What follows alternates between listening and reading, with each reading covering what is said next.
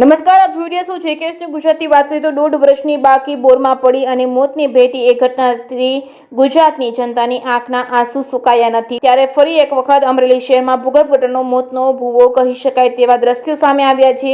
ત્યારે કેવી છે અમરેલીના તંત્રની બેદરકારી, જોઈએ મોતનો ભૂગર્ભ ગટરનો ભૂવો, જોઈએ આ ખાસ રિપોર્ટમાં। ચોમાસાની શરૂઆત થઈ ગઈ છે ત્યારે રોડ રસ્તા પર વરસાદી પાણી ભૂગર્ભ ગટરોમાં વહીને જતા હોય છે। ત્યારે અમરેલી શહેરમાં તંત્રની બેદરકારીથી મોતના મુખ સમાન આ ભૂગર્ભ ગટર પરનો સ્લેબ તૂટી ગયો છે, જે મોતનો ભૂવો કહી શકાય। આ રહેણાંક વિસ્તાર છે અમરેલી શહેરના બહારપરા વિસ્તારના કુંભારવાડાના રહીશો આ ભૂવાથી રાત દિવસ ભય સતાવી રહ્યા છે। નાના ભૂલકાઓ પણ અહીં રમતા હોય છે, સ્કૂલે જતા હોય છે। કોઈ મોટી દુર્ઘટના સર્જાય તો જવાબદારી કોની રહેશે? તંત્રને અનેક વખત રજૂઆતો કરવામાં આવી છે, છતાં કોઈ નિરાકરણ આવ્યું નથી। આ ભૂવામાં એક વ્યક્તિ પડી ગયો છે, સ્થાનિકો બહાર કાઢી રહ્યા છે। એ પણ વિડીયો સોશિયલ મીડિયામાં વાયરલ થયો છે। હાલ વિડીયો ક્યાંનો છે અને કેટલો જૂનો છે તે કહી શકાતો નથી, પરંતુ વિડીયો છે આ ભૂગર્ભ ગટરના ભૂવાઓ એ સત્ય છે।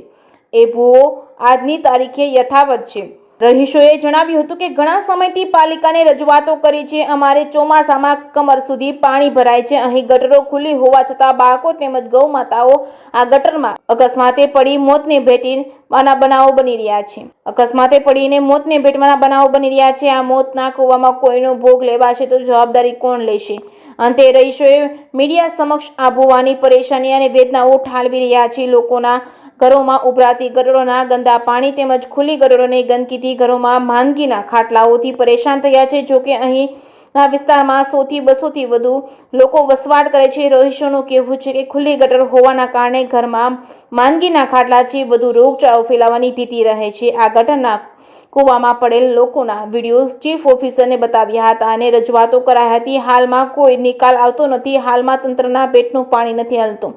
આ ગટરનો ભૂવો છેલ્લા 1 વર્ષથી પડેલ હોવાથી સ્થાનિકો કહી રહ્યા છે। અમરેલી જિલ્લામાં ભાજપનું હાલ શાસન છે। ભાજપના સાંસદથી લઈને 5 વિધાનસભામાં ધારાસભ્યો ભાજપના છે, તો અમરેલી શહેરની આ પરિસ્થિતિ તંત્રના પાપે હોય તો અન્ય તાલુકાઓમાં કેવી પરિસ્થિતિ હશે, શું હશે, તે એક મોટો સવાલ ઉદ્ભવી રહ્યો છે।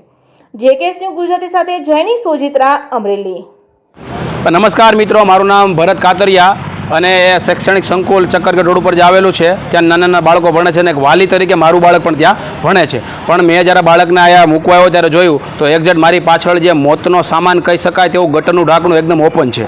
તો આ ઢાંકણું ઓપન હોવાના કારણે જ્યારે બાળકો છૂટે ત્યારે નાના નાના બાળકો LKG HKG અને પહેલા ધોરણમાંથી ભણતા બાળકો એમાં ખાપ કહેતો અને હાથ ભાંગે અથવા એનું મૃત્યુ પણ થાય। તો તાત્કાલિક ધોરણે આ તંત્રને જાગૃત થઈ અને આવા ઢાંકણા જે મોતના સમાન ઢાંકણા છે એ ઢાંકણા તાત્કાલિક રિપેર અથવા સારા નાખી દેવા જોઈએ, જેના કારણે નાના બાળકો અકસ્માતથી દૂર કરી શકાય। આ જ રીતે આપણે જોવામાં આવે તો થોડાક ટાઈમ પહેલાં જે આરોહીની ઘટના બની હતી, જે નાની 1.5 વર્ષની બાળકી હતી, બોરમાં ખાબકી હતી અને એ તનતોડ મહેનત કર્યા છતાં પણ એ બાળકીને આપણે બચાવી શક્યા ન હતા। એવી બીજી વાર ઘટના ન બને તે મારી આ તંત્રને અપીલ છે કે તાત્કાલિક આવા મોતના સમાન જે ઢાંકણા છે ગટરના, એ ગટરના ઢાંકણા તાત્કાલિક ધોરણે રિપેર કરવામાં આવે અથવા સારા નાખવામાં આવે એવી હું તંત્રને અપીલ કરું છું।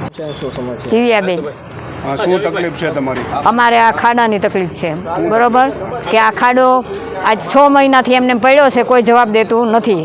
બધાય જાય છે, અમારા આદમી જાય, બારી તો નથી ગયું કોઈ, ખોટું ક્યાં બોલવું। એટલે એ જાય છે તો એને જવાબ સરખો મળતો નથી। કેટલા સમસ્યા? આ 6-7 મહિના થઈ ગયા। વરસાદમાં કેવી તકલીફ? આ વરસાદમાં તો અહીંયા કડે પાણી હોય છે, તો આમાં હાલવું કેમ? બાળકોને બાળકો અહીંયા જાય છે બાળ મંદિરને, આંગણવાડીમાં જઈ શકે નહીં, પાણી હોય તો પડવાની કેવી? પડવાની એટલે પડે એટલે માણસ વ્યુ જ જાય પરબારો ગટરમાં જ।